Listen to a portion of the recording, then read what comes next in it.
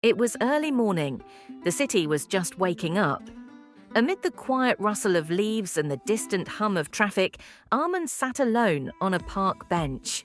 Life hadn't been easy, but something inside him told him it was time to change, starting with his mindset. The first principle Armand learned was this: no one is coming to save you. The moment he accepted full responsibility for his life, the excuses began to fade, and the path ahead slowly started to clear. Wasted hours turned into wasted days. Armand began tracking his time, not with apps, but with awareness.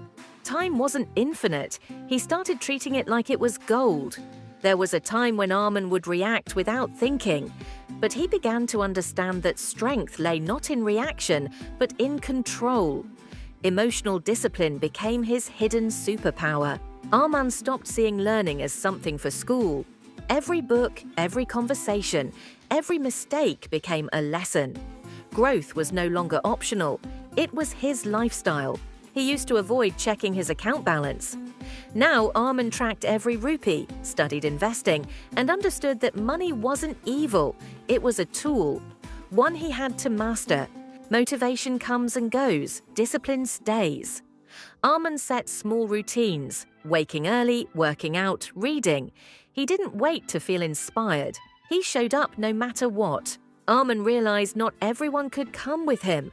He distanced himself from toxic company and started surrounding himself with those who inspired growth, not drained energy. No matter how rich or successful you are, it means nothing if your body is broken. Armand prioritized sleep, nutrition, and daily movement, not to impress others, but to live well. Even on hard days, Armand began to write down 3 things he was grateful for.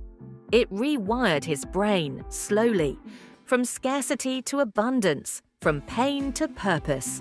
He stopped fearing failure. Each mistake became feedback, each setback a setup for something better. Armand began to embrace failure as a teacher, not a punishment.